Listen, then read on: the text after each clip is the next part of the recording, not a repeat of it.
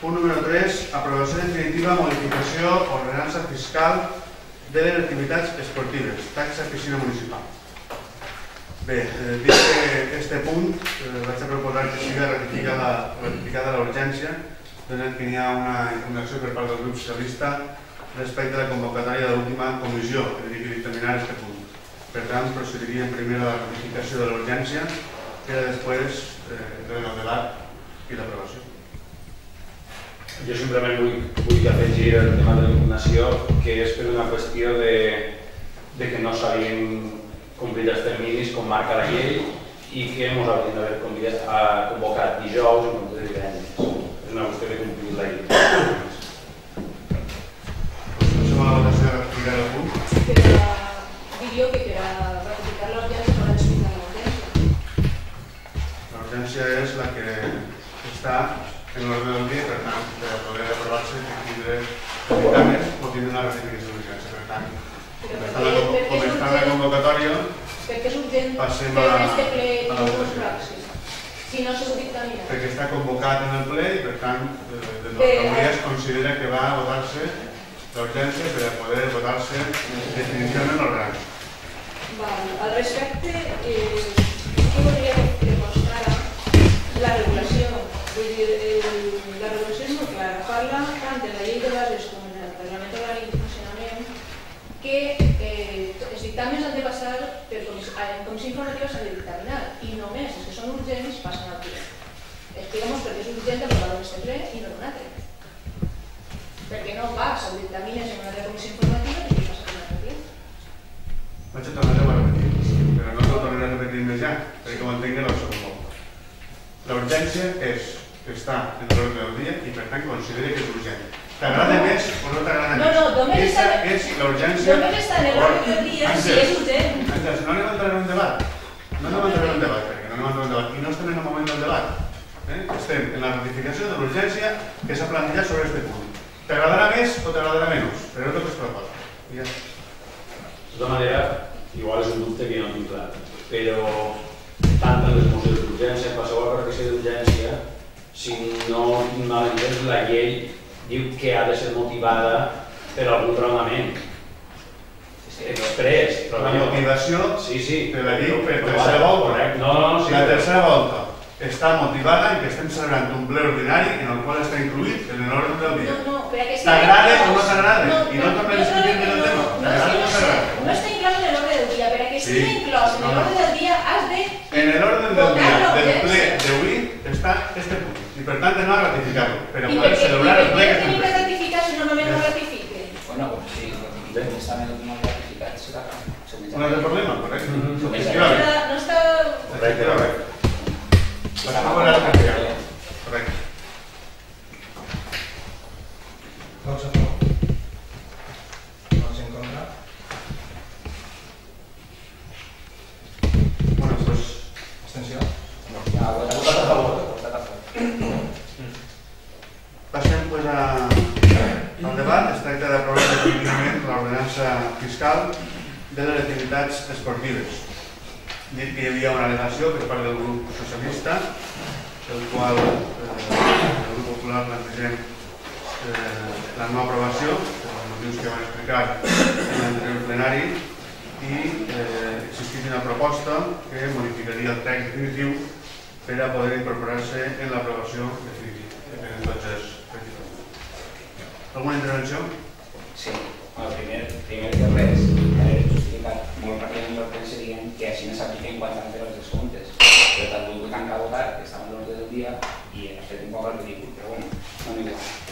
Després, en la teva modificació de l'ordenança voldria preguntar en quin article s'incorporaria, s'inclouria, en el de descomptes o en el de pagament.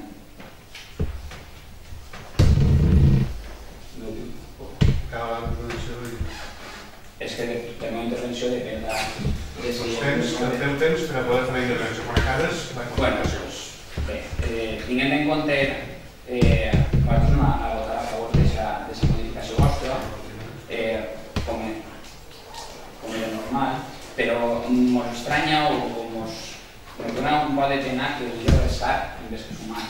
És a dir, les nostres propostes beneficien l'associacionisme esportiu en el poble i damunt un descompte a lo que són els clubs esportius i en aquest cas els clubs esportius que gasten la piscina un 70% i els clubs esportius un 50%.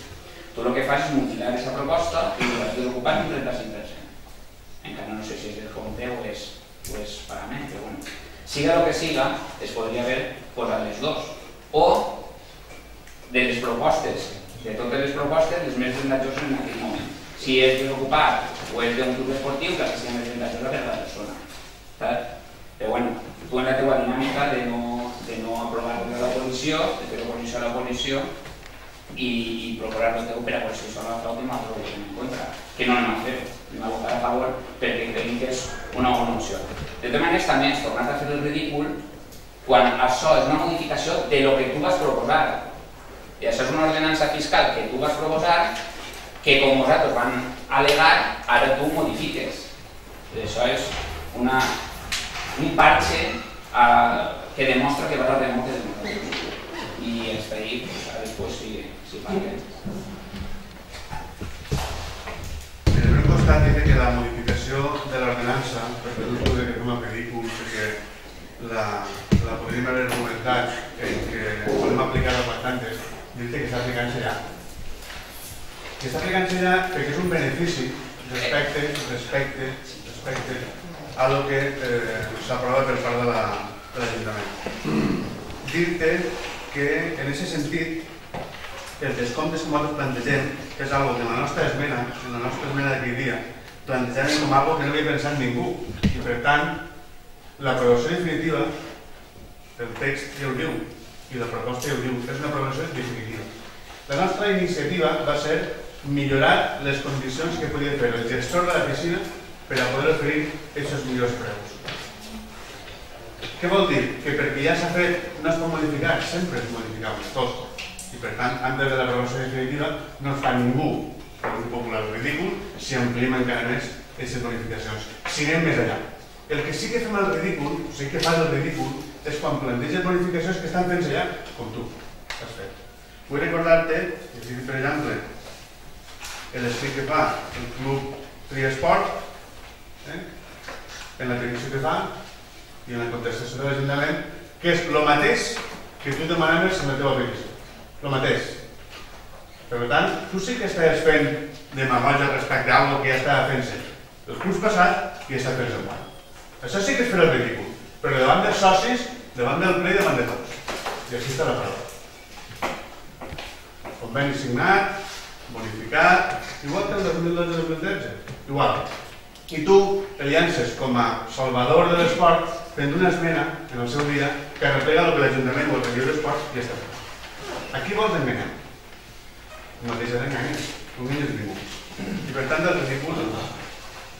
Dir-te que la nostra proposta va més enllà. I la nostra proposta per aquest dia el que buscava era, a la vista del que tu havies plantejat, dir i per què no pensem en la gent que realment té problemes econòmics per arribar a final de mes, per a poder que tingui més accessible a la piscina? Tu estàs plantejant en la teva proposta que aquell que guanya 4.000, 5.000, 3.000, 2.000 euros estigui bonificat, al igual que aquell que no té treball. Aquesta és la teva proposta. I la nostra proposta és que aquell que guanya 1.000, 2.000, 3.000 o 4.000 euros no tingui bonificacions. Si es donarà, sí, però no més bonificacions. En canvi, aquella persona, que també n'hi ha, que practiquen l'esport i estan parats, sí que tinguen bonificacions, perquè realment no tenen ingressos. Això tindrà sentit. I per això es fa la proposta. I per això en el text definitiu es planteja aquesta modificació. Per tant, si parlem de ridículs, culpat perquè el temps és gran.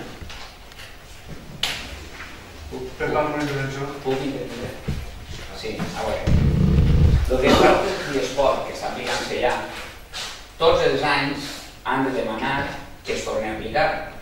La diferència que n'hi ha de la teva proposta, el que estàs fent tu en l'esport, que tots els anys han de demanar, en la proposta que fes jo és que ja s'aplica directament. I no només en el triesport, sinó també en qualsevol club de natació que pugui haver en el poble. No només en triesport.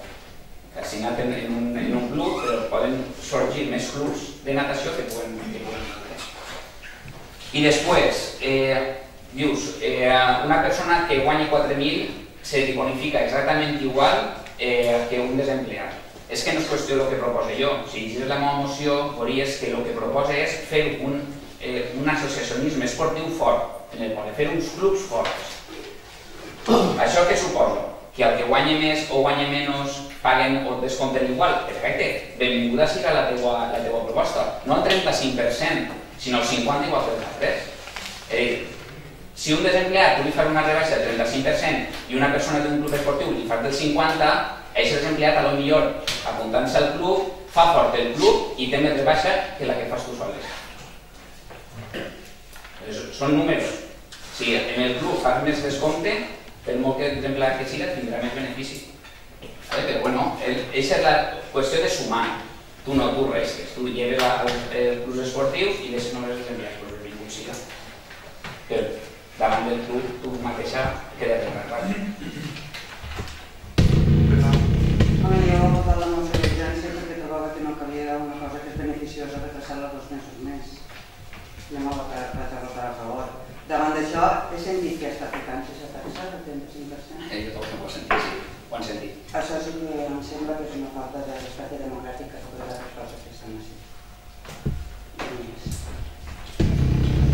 Bé, jo vaig dir-te que per el que apuntes tu de que la teva proposta replegava per a tota la vida aquesta proposta de bonificació íntegra de les ordenances, tenim l'obligació, per llei, d'octubre, abans de finalitzar l'any, revisar-les. Per tant, podria ser anualment revisable i per tant no hi ha res per a tota la vida.